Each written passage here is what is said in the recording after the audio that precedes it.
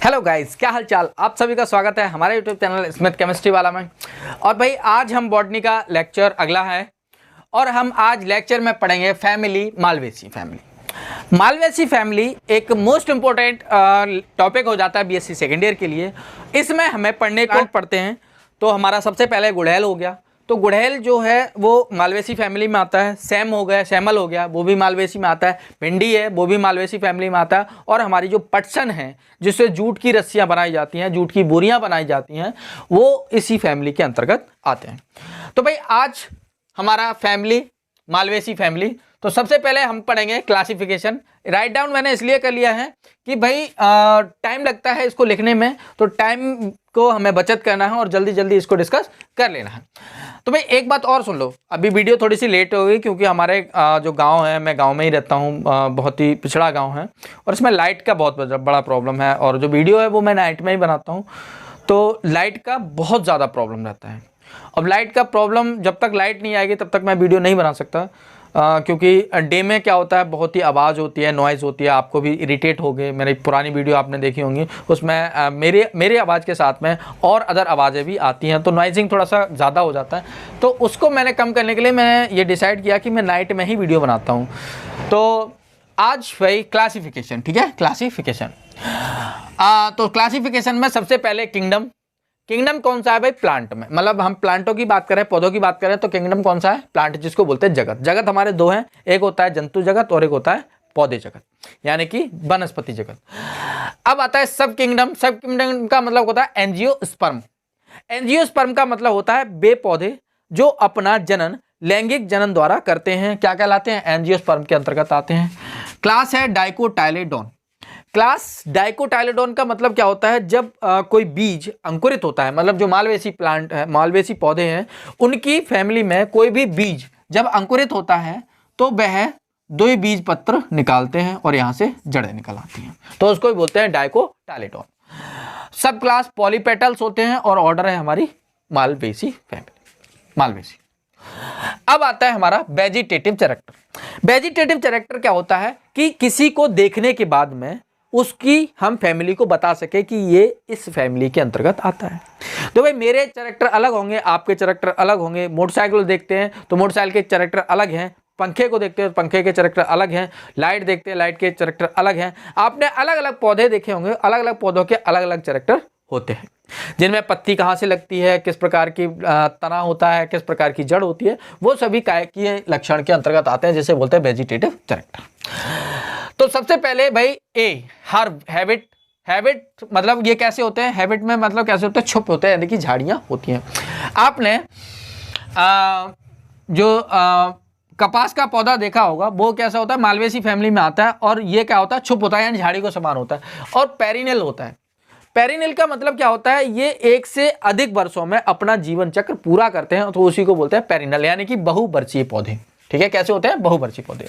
Root, इनमें tap root होता है। टेप रूट का मतलब क्या होता है? आपने मूली देखी है ना, मूली क्या होता है? टेप रूट होती है, मतलब ऊपर मोटी और नीचे जाती हुई पतली, एक ही जड़ होती है और उसी में से द्वितीयक और तृतीयक शाखाएं, तृतीयक जड़ें निकलती हैं। जो टेप रूट होता है वो डाइकोट में ज्यादातर हमने देखा गया है कि जो द्विबीजपत्री पौधे हैं उनमें टेप रूट ही पाई जाती है। और टेप रूट कैसी होती है? ब्रांच्ड होती है, मतलब कई भागों में बटी होती है, मतलब द्वितीयक रूट भी पाई जाती है और तृतीयक रूट भी उसमें से पाई जाती है। जैसे कि एग्जांपल है, जैसे कि आपने मूली देखी होगी, तो इस प्रकार से आपने मूली देखी होगी और मूली के यहाँ से कुछ इस प्रकार की जड़ें भी निकली हुई होती हैं। और फिर इससे आपने सरसों का देखा होगा, तो यहाँ से एक मोटा सा निकला होगा और इस प्रकार से होगा, और फिर इसके यहाँ से निकला होगा एक मोटा सा, एक यहाँ से निकला होगा, तो इस प्रकार से बने होते हैं। तो उसको बोलते हैं द्वितीयक और तृतीयक जड़ें। क्या बोलते हैं? द्वितीयक और तृतीयक जड़ें। ये हमारी क्या है? प्राथमिक जड़ है, ये द्वितीयक है, और इसके जस्ट से और निकलती है तो उसको बोलते हैं तृतीयक जड़ें। स्टेम भाई कैसा होता है? लकड़ी जैसा होता है, बुडीज होता है। बुडी का मतलब होता है लकड़ी जैसा। इरेक्ट यानी कि सीधा होता है। और सिलेंड्रिकल का मतलब क्या होता है? सिलेंडर कैसा होता है? बीच में खोखला होता है और पास क्या होता है? उसका आवरण होता है, उसी को बोलते हैं सिलेंड्रिकल होता है। ब्रांच्ड होता है मतलब शाखाओं में बटा हुआ होता है। और तुम्हारा सॉलिड भी होता है। कैसा होता है? सॉलिड होता है, ठीक है। और चिकनी सतह होती है, उसकी जो सतह होती है जब हम उस पर हाथ फिराएंगे तो वो कैसा होता है, चिकना होता है।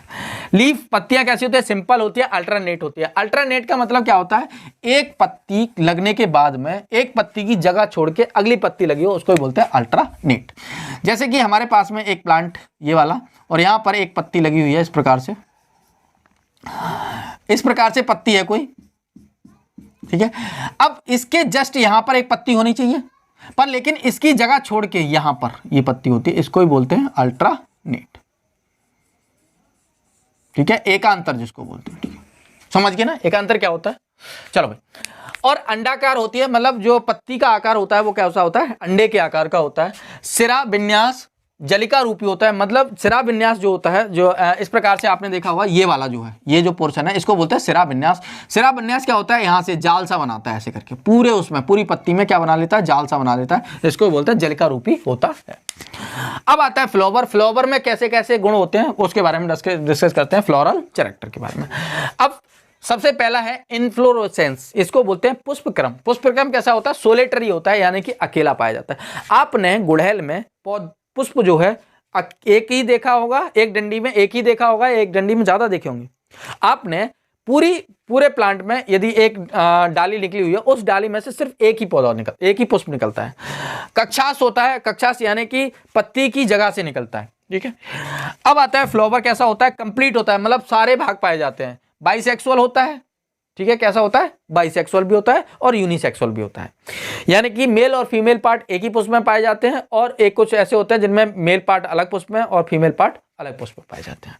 हार्मफोर्डेट होता है, एक्टिनोमॉर्फिक होता है। एक्टिनोमॉर्फिक का मतलब क्या होता है, जब हम पुष्प को मध्य भाग से काटते हैं तो दो बराबर भागों में कट जाता है, तो उसी को बोलते हैं एक्टिनोमॉर्फिक। दो से अधिक भागों में काट सकते हैं वो भी। हाइपोगाइनस होता है। हाइपोगाइनस क्या होता है वो देखते हैं। आपने सुना देखा होगा गाइनोसियम, इस प्रकार का अंडे के आकार की संरचना सुनी होगी, ये वाली, ठीक है। और अंडे के आकार की इसको बोलते हैं गाइनोसियम, जायंग जिसको बोलते हैं गाइनोसियम। गाइनोसियम के निचली जगह से, नीचे से पुष्प के अन्य भाग निकले होते हैं, इसको ही बोलते हैं हाइपोगाइनस बोलते हैं। क्या बोलते हैं इसको, हाइपोगाइनस कहते हैं। कैलेक्स की संख्या भाई 5 होती है। गेमोसेपल्स होता है, नीचे जुड़े होते हैं और ऊपर वेलवेट होते हैं। नीचे क्या होते हैं, इस प्रकार से जुड़े होते हैं, और ऊपर क्या होते हैं, सिर्फ कोर स्पर्श करती है, वेलवेट स्पर्श, कोर स्पर्शी होते हैं, ठीक है। और कैसे होते हैं, रंग में कैसे होते हैं, हरे होते हैं। मतलब देखो ज्यादातर जो कैलेक्स जो होते हैं वो ज्यादातर हरे ही होते हैं, कभी कलरफुल नहीं होते, मुश्किल से ही होते हैं। कोरोला ये क्या होते हैं, ये पॉलीपेटल्स होते हैं और लाल रंग के होते हैं।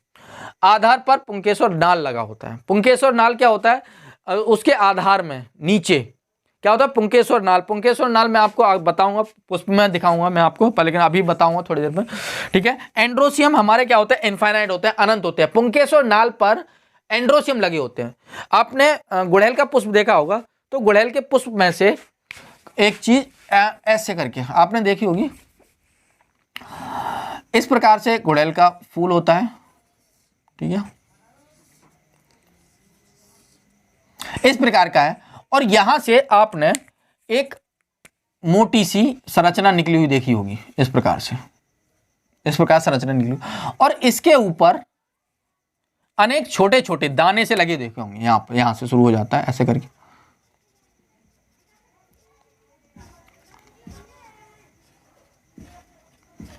इस प्रकार से आपने देखा है। और ये जो है इसी को ही बोलते हैं पुंकेसर नाल। क्या बोलते हैं इस पे, पुंकेसर नाल।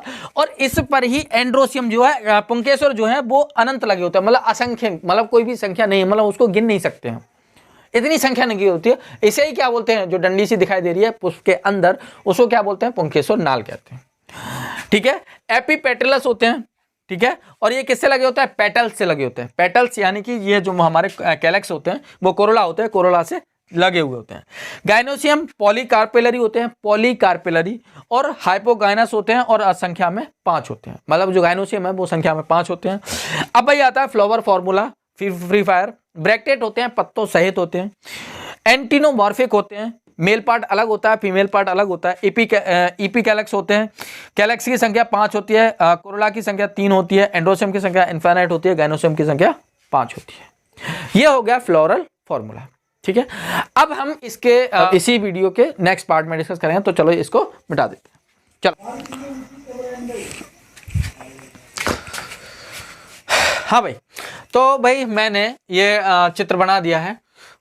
चित्र में तुम्हारा गुड़ैल पुष्प है, गुड़ैल का फूल है, और ये इसकी पत्तियां हैं अल्टरनेट तरीके से, और ये हमारा क्या है, फ्लावर है।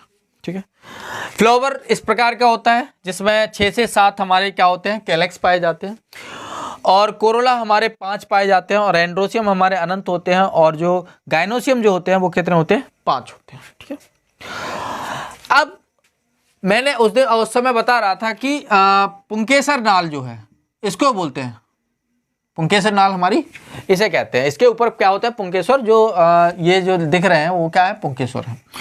ठीक है, अब आता है इकोनॉमिक इंपोर्टेंस। इकोनॉमिक इंपोर्टेंस बहुत ही महत्वपूर्ण है। ये जो फैमिली है मोस्ट इंपोर्टेंट रहती है और बहुत ही महत्वपूर्ण रहती है। देखो बात करते हैं कपास। कपास तो आप जानते होंगे, जितने भी आप रजाइयाँ हैं, गर्म कपड़े हैं, वो किससे बनाए जाते हैं, ज़्यादातर कपास से बनाए जाते हैं। कृत्रिम तौर से जो बनाए जाते हैं वो कपास से बनाए जाते हैं। अब आता है भिंडी। भिंडी जो है, लेडी फिंगर जिसको बोलते हैं, उसका प्रयोग किस में किया जाता है, सब्जी में किया जाता है। तो एक जोक याद आ गया, भिंडी के ऊपर एक जोक होता है कि एक आलू था, और आलू ने भिंडी को पतला देखकर और भिंडी के लिए प्रपोज मारा, और प्रपोज मारने के बाद भिंडी से कहता है कि क्या तुम मुझसे शादी करोगी। आलू कहता है भिंडी से। अब भिंडी जैसे ही देखती है और देखकर कहती है, मैं इतनी स्लिम हूं और तू कहाँ भोंदूसा, मैं तेरे से शादी नहीं करूंगी। भिंडी, आलू गुस्सा हो गया, और आलू ने इतने से शादी की कि बैंगन आलू, आलू मटर, आलू छोले, इतनी शादी की, मतलब हर जगह आलू के साथ में सब्जी मिलेगी, पर लेकिन कभी भी आलू के साथ में भिंडी की सब्जी नहीं मिलती है। ठीक है, अब आता है गुड़हल। तो गुड़हल के यहाँ पर लिखा है जूतों, जूलों नहीं है, जूतों, गुड़हल। तो गुड़हल के जो पुष्प होते हैं उनके जूतों की पॉलिश बनाई जाती है।